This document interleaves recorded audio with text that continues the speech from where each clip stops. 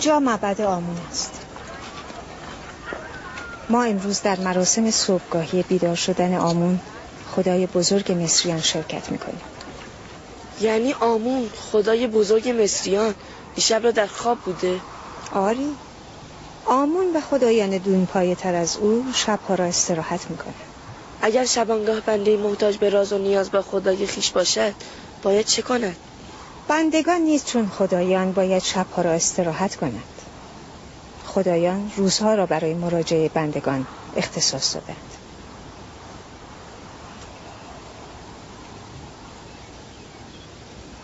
داخل می رویم.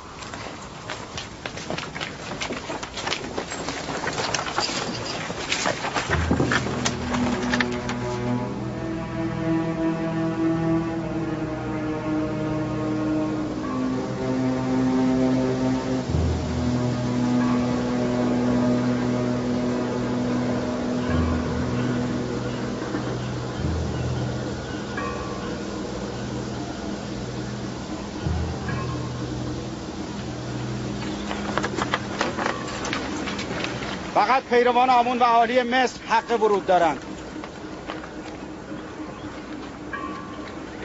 ورود بیگانه ممنوع است.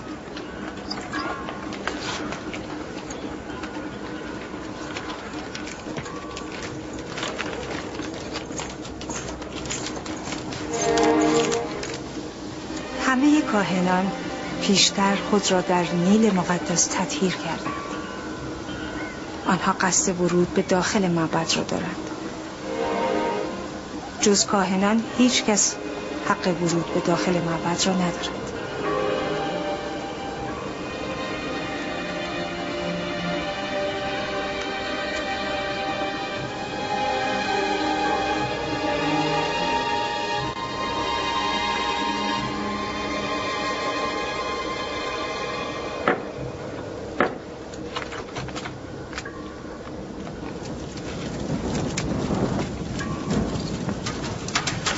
با آن وسایل آمون را شستشو داده تطهیر می کنند. لباس او را تعویض کرده آرایشش می کنند و خوشبوترین عطرها را به او می زنند و او را برای عبادت بندگان آماده می سازند. یعنی کسی نمی تواند در خلوت خود و یا در جای دیگر آمون را پرستش کند؟ نه، خدایگان آمون را فقط در معبد و در حضور خود او ستایش می‌کنند.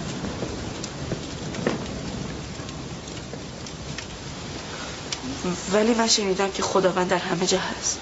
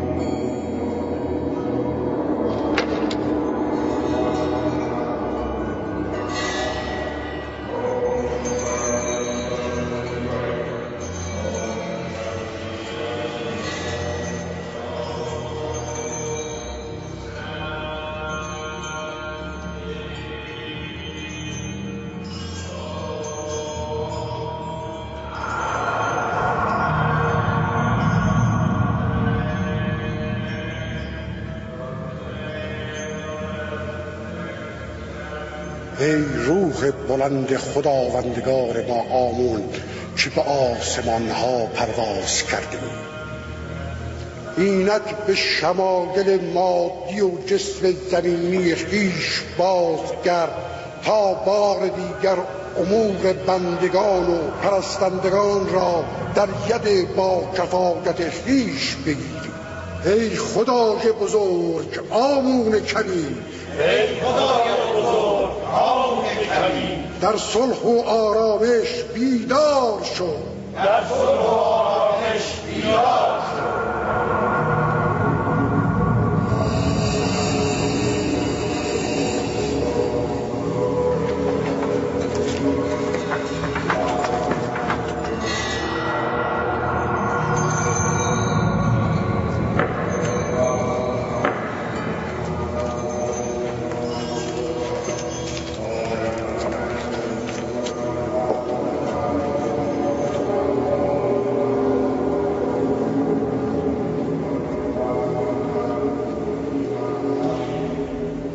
ای آمون بزرگ، از جوهره و اصاره معنوی این پیشکش ها و قربانی ها تناول نمایید و اونها را برای زمین متبرک کنید.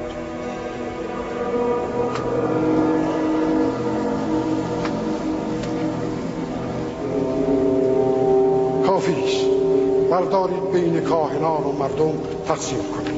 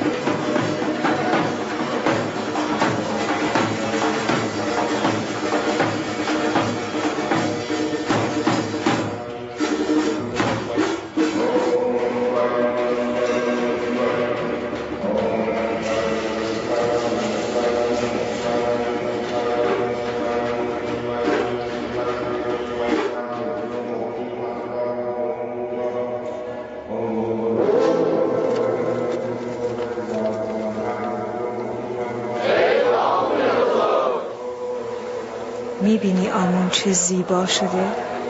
چه خوب او را آراستند؟ پرستندگان او زر و زیور او را بر نمی‌دارند؟ نه، کاهنان مراقبند. کسی جرأت چنین کاری را ندارد. باید این گونه باشد، وگرنه ممکن است دوزها به آمون دستبرد بزنند. من فکر می‌کردم آمون از ما مواظبت، ولی اکنون میگویید که آمون نیاز به مواظبت کاهنان و بندگان دارد. چه اشکالی دارد؟ آمون بهترین و مهمترین چیزی است که ما داریم. باید از او مواظبت شود.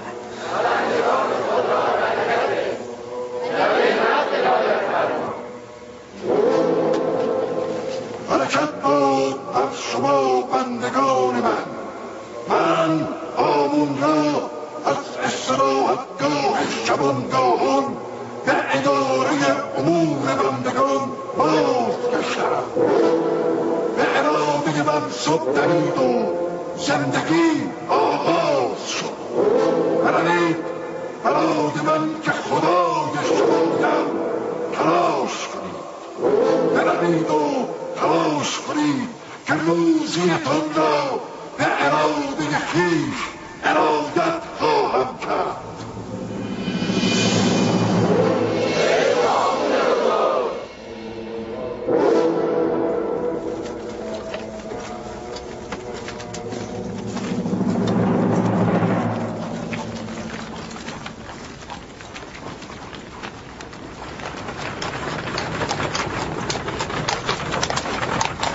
ببخشید دامون، این آمون بود که سخن میگفت؟ مگر ندیدی؟ چرا دیدم، اما یک سنگ که سخن نمیگوید. آمون سنگ نیست. او روحی است که به این شکل تجسم یافته.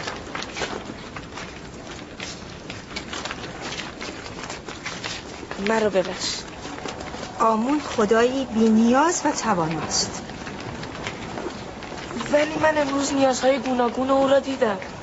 او به استراحت نیاز داشت. او به لباس و زیورالات و شستشو هم نیاز داشت. او حتی برای حرکت کردن به یاری کاهنان نیاز داشت. او توان مواظبت از خود را نداشت. به کمک دیگران نیازمند بود. او به جا و مکان و زن و فرزند و خیلی چیزهای دیگر نیازمند بود.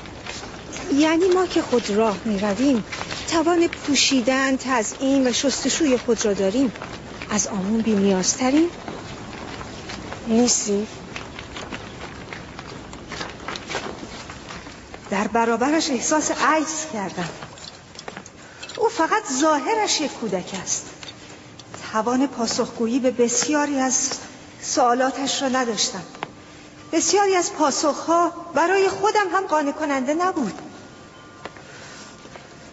او بسیار زیرک است. نگران نباش، من او را با خود به معبد برده و همه چیز را به او خواهم آموخت.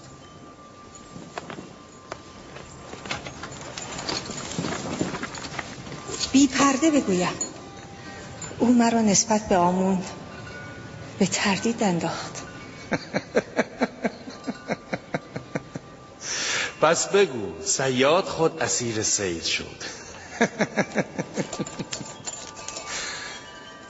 پس این غذا چه شد؟ آنقدر گرسنه‌ام که میتوانم گاوی را به تنهایی ببلعم.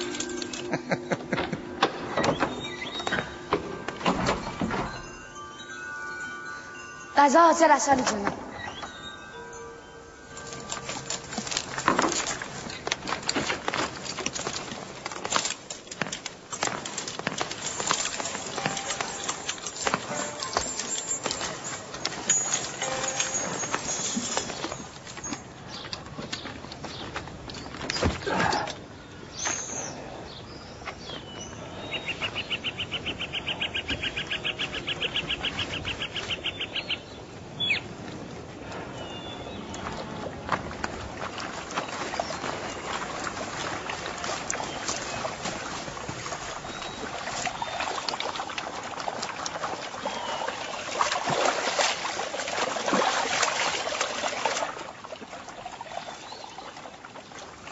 پدر کلبه احزان را تمام کرد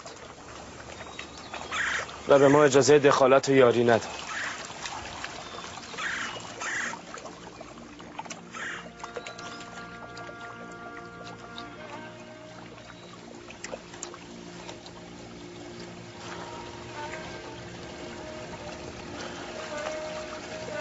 این کلبه احزان من است،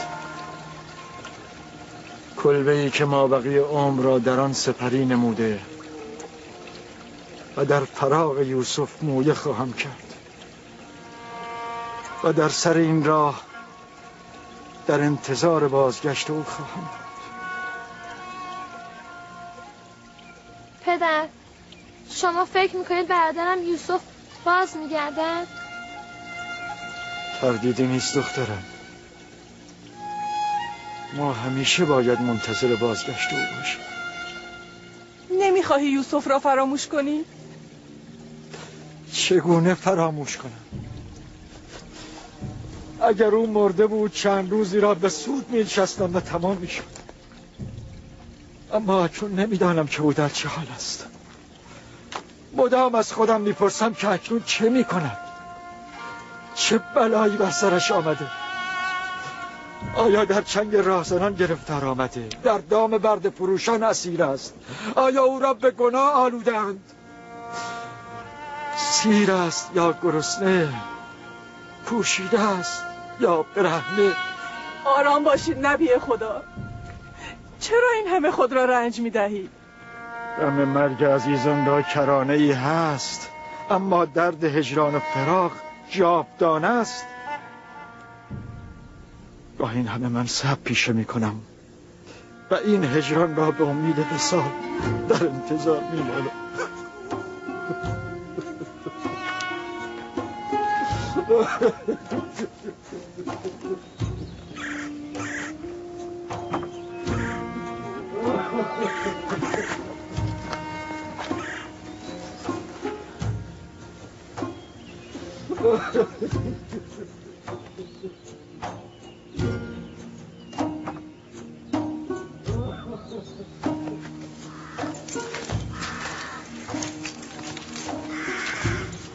عرابه من آماده است. حتما باید او را با خود ببرید. بریم. آمنحتب وصف او را شنیده. او را هم نزد آمنحتب خواهم برد، هم به معبد. فکر میکنم بی نتیجه است. او را کودک تصور نکنید. او چون درختان کهنسال نیست، جوان است و انعطاف پذیر و به سهولت تغییر میکند. با او چه سخن بگویم عظمت آیین مصر و قداست آن را خواهد شناخت.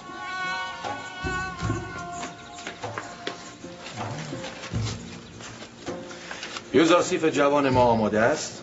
برای اطاعت از فرامین عالی جناب پوتیفار آماده.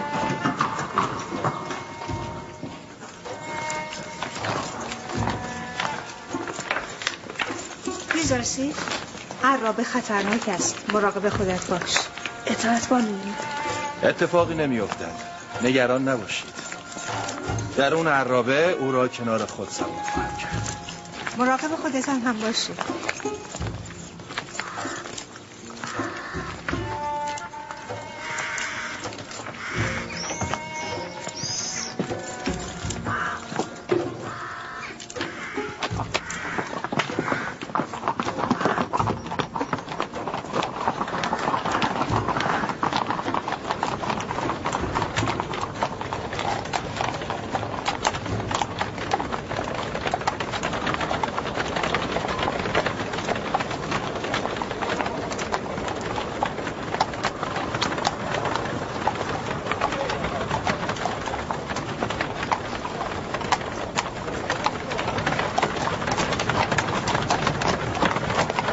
سربازان آمون مشتی خودسر، اغتشاشگر و قدرت طلب است. این سیلوها متعلق به معبد آمون است. هر ساله بخش اعظم قلعه مصر در اینجا ذخیره می‌شود. گویی کاهنان سیری ناپذیر.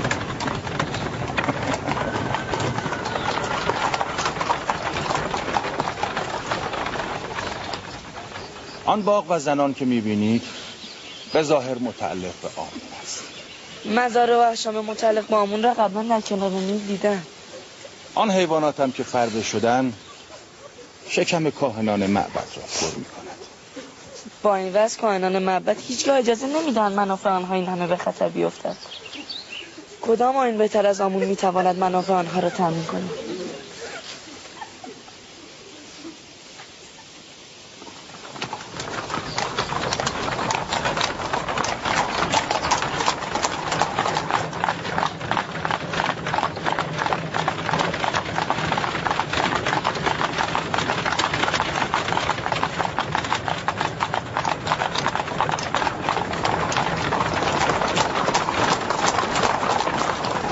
این هم یکی از راه‌های حفظ پیروان آمون.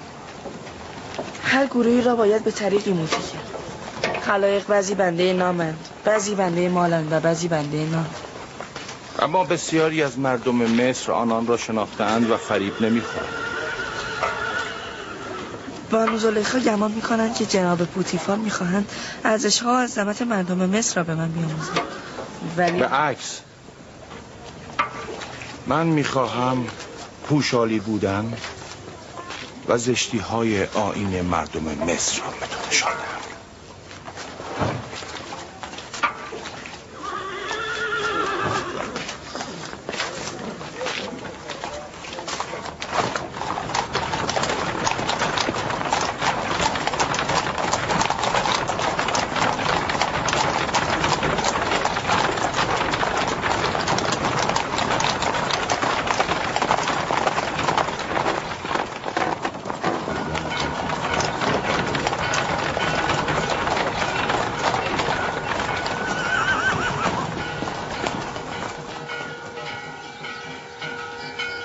اینجا قصر آمنحتپ سوم، فرمانروای بزرگ سرزمین مصر است.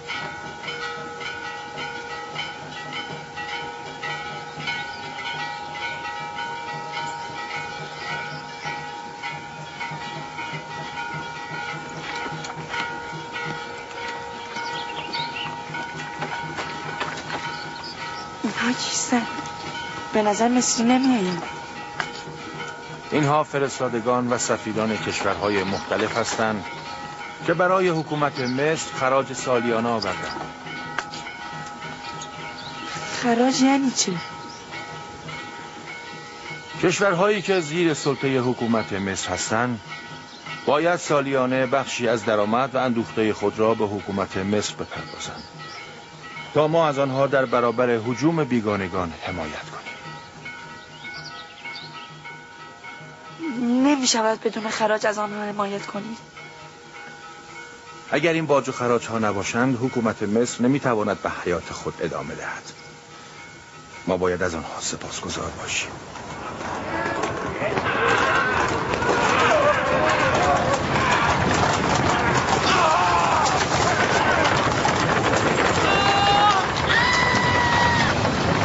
این وحشی ها سواران و قشون معبد آمون هستند. تو اینجا بمان؟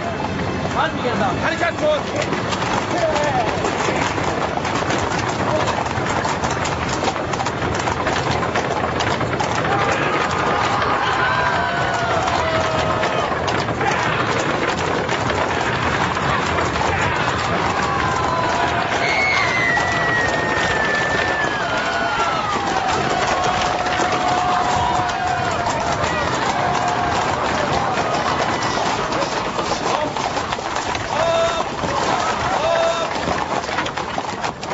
برو.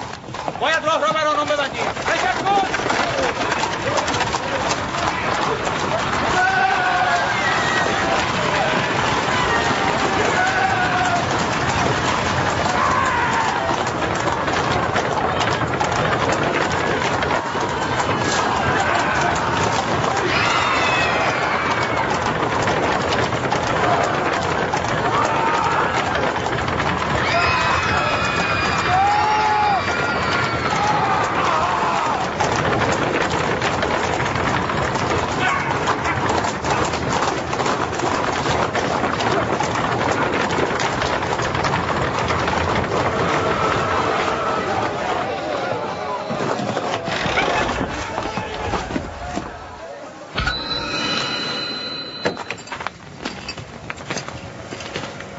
جناب چرا راه را بسته اید؟ بگویید راه را باز کنند.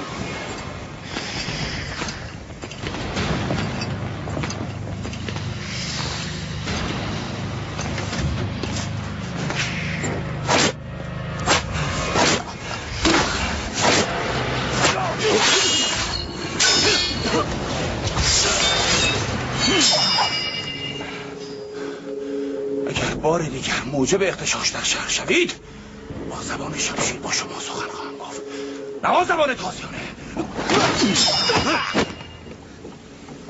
دیگر تکرار نشود.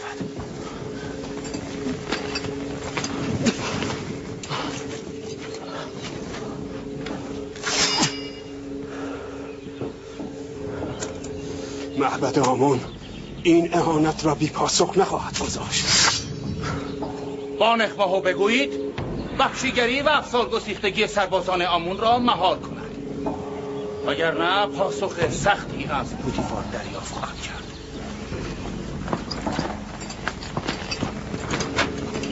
حرکت کن. حرکت کن.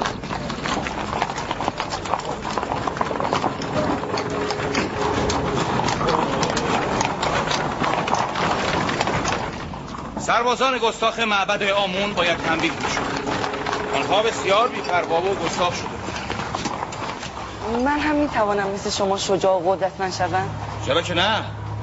اگر اشتیاق داری نزد رودامون برو و تمرین کن. آموختن فنون رزم برای تو ضروری است.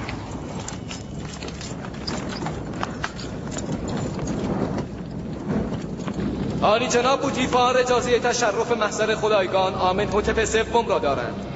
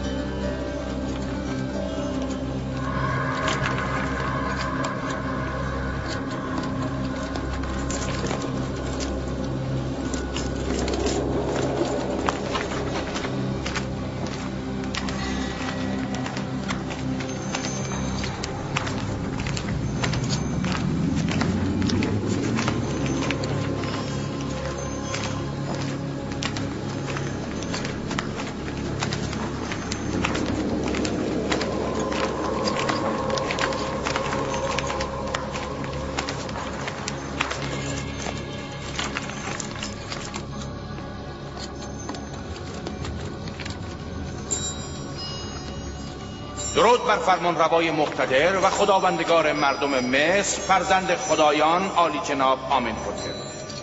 درود بر فرمانده لایق ما جناب بوتیفار عزیز مصر.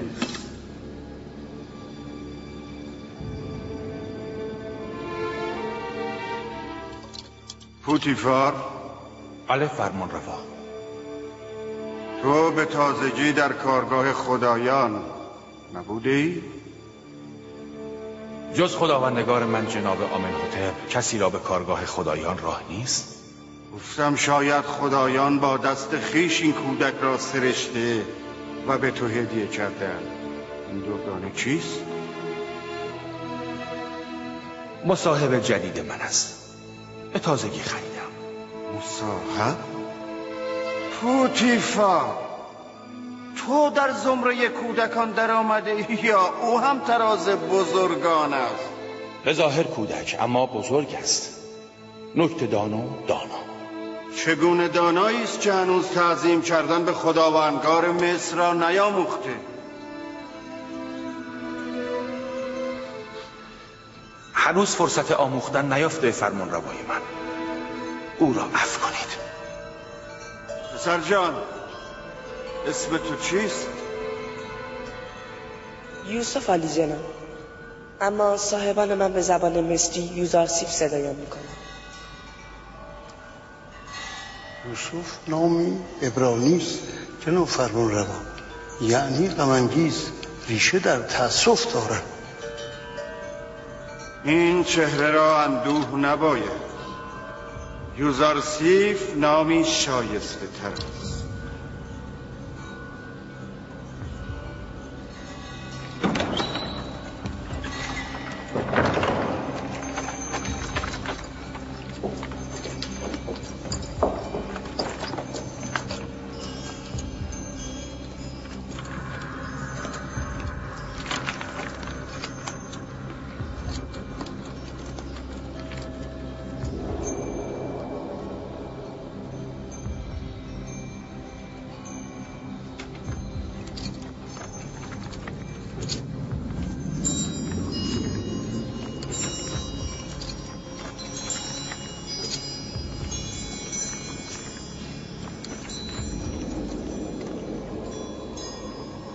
بسیار خوب یوزرسی. بوتیفار مدعی است که تو نکته‌گر شکوه و عظمت مصر را چگونه می‌بینی؟ اگرچه اظهار فضل در محضر بزرگان دور از ادب است، اما حال که فرمانروا اهم می‌کنند سخن می‌گویم. عظمت و بزرگی مصر برای من حیرت آور است. مرا به یاد کوه‌های بلند و صخره‌های بزرگ می‌اندازد. ولی من فکر می‌کنم که تپه‌ای سرسبز و کوچک بهتر از صخره بزرگی است که علف برای خوردن گوسفندان نداره.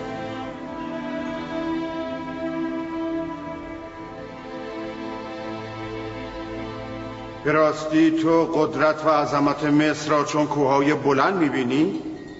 همینطور است عالی جناب. اما اگر قدرت در خدمت محرومان به کار گرفته شود زیباست.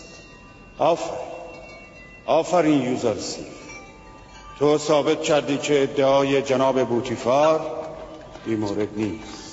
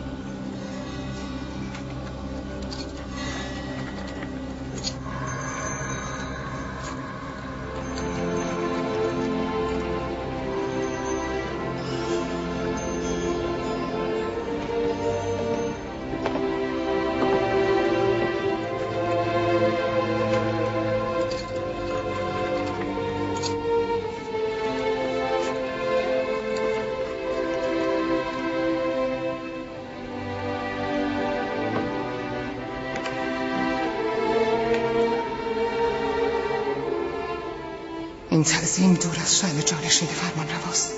کسی که خون خدایان در رگ اوست به بنده خود تعظیم نمی کند.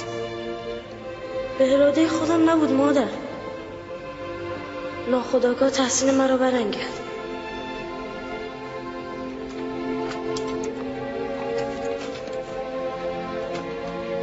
آیا جناب بوتیفار فقط برای معرفی همصحبت خود به اینجا آمدن؟ نه خیر خداوند بیگار من. به شکایت از خودکامگی و توحش سربازان آمون به خدمت رسیدم. هر روز در گذرگاه‌ها و معابر عمومی قائله به پا می‌کنند. از هیچ قدرتی بیم ندارند و از هیچ قانونی پیروی نمی‌کنند. خودسری را به نهایت رساندند. بیمان دارم که اگر با آنان برخورد نشود بر علیه حکومت مصر دست به اقدام می‌زنند. مخالفت با آمون و کاهنان معبد کفر است. حساب آمون با کاهنان معبد جداست. همانقدر که به آمون معتقدیم در سرکوب کاهنان خودسر و اغتشاشگر باید می‌گذشت باشیم. ولی مایل به برخورد عجولانه نیستم. برای آنها نقشه هایی دارم تا فرصتی مناسب و تصمیمی درست با آنها مدارا کنم.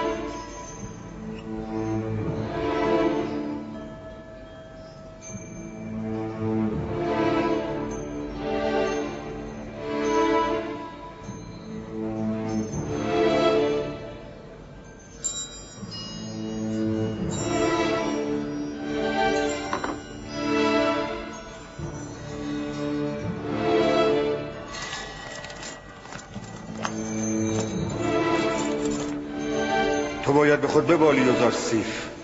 تا کنون کودکی به زیبایی تو ندیده. سپاسگزارم عالی جناب. من هم سخاوتمندتر از شما نبودم.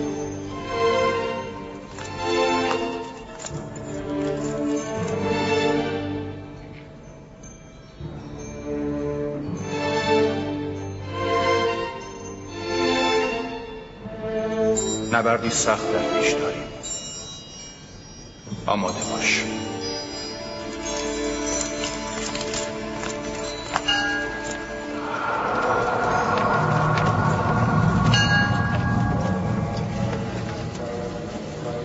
در ملأ عام در مقابل دیدگان همه با شلاق به سر و صورت من میزد.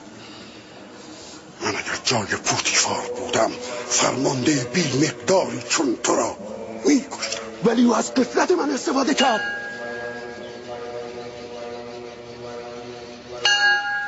اگر قصدش را میدانستم لحظه ای مجالش نمیدادم. او حقیرتر از آن است که بخواهد در مقابل من بایستد. بر در خانه صاحب خود شیری، اما در برابر پوتیفار روباهی بیش نیست. لافزنی بس است. بگو چه باید کرد؟ قصه‌ای که در برابر خانه خود راست می‌کند چه می‌پرسید؟ چه می‌دانم چه باید کرد؟ من تردید ندارم پوتیفار و اربابش هر دو دشمن خدایان مخصوصاً آمون هستند، اما نمیدانم چه باید کرد. معلوم است چه باید کرد. هر دوی آنها باید مجازات شوند، آن هم به سختی. چه کسی میخواهد او را مجازات کند؟ تو یا آن سربازان بی‌مقدارت؟ من اگر سربازان بیشتری داشتم تبس را از لوث وجود او پاک میکردم. تو اگر مرد جنگ بودی امروز نشان میدادی. پوتیفار و اربابش آمنهوتپ هر دو در اوج قدرتند. در صورت بروز جنگ بین معبد و دربار معلوم نیست که ما پیروز شویم. بهتر است فعلا با اونها مدارا کنید تا موقعیت مناسبی پیدا شود.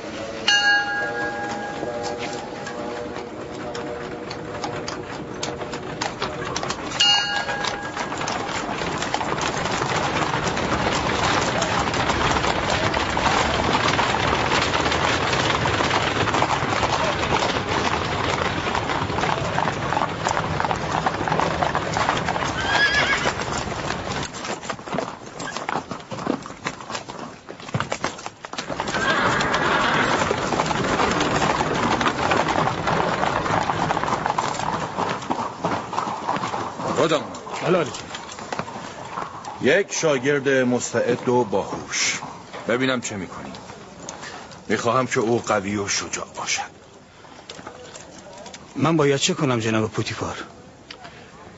جناب پوتیفار میخواهند که شما فنون رزمی به یوزارسیب بیاموزید. شمشیر بازی، تیراندازی، پرتاب نیزه و اسب سواری را به او بیاموز.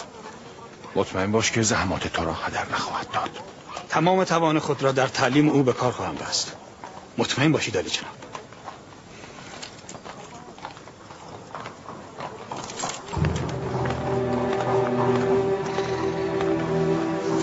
با من بیا.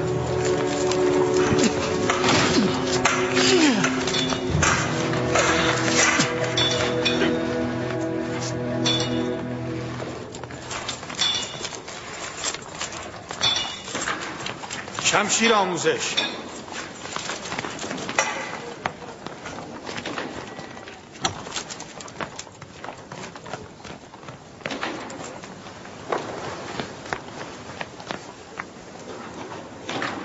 این شمشیر است؟ شمشیر کودکان. آن که میخواهد شمشیر پولادین به دست بگیرد ابتدا باید شمشیر چوبین را تجربه کند. آماده ای؟ از خودت دفاع کن.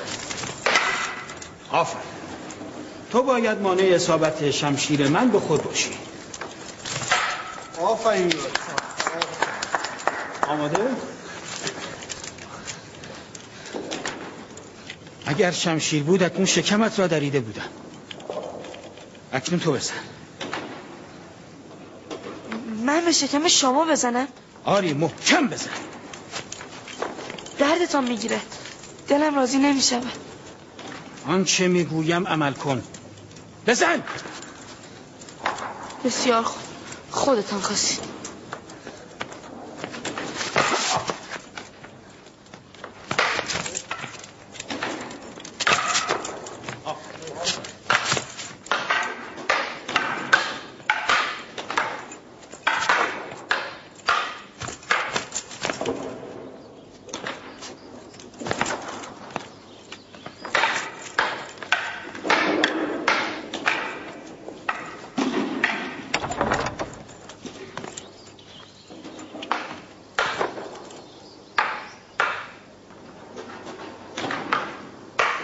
جناب پوتیفار تشریف آوردند بانوی من.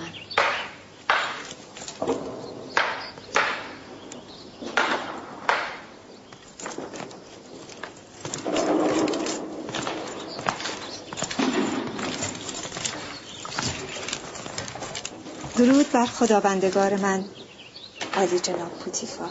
درود بر بانوی زیبای من زلیخا. اینجا چه میکنی؟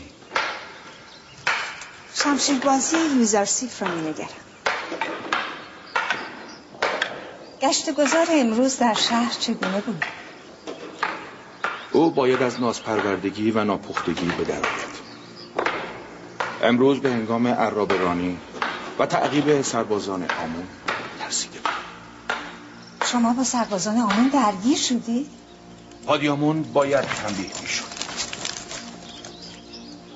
پس از درگیری من و یوزارسیف به قصر آمنهوتپ رفتیم. امروز یوزارسیف سرافرازم کرد. او خیلی زیرک و باهوش است. پاسخهای نغز او به سوالهای فرمانروا ستودنی بود. آمنهوتپ رشته‌ای از مروارید گردن خود را به او هدیه داد و آمنهوتپ جوان هنگام انداختن آن به گردن یوزارسیف ناخودآگاه به او تعظیم کرد. نه، ممکن نیست. همه حاضرین در آن لحظه چون تو در حیرت بودند و آمنهوتپ جوان را منع می‌کردند. من به تو گفته بودم که از اون منافع زیادی به ما خواهد رسید.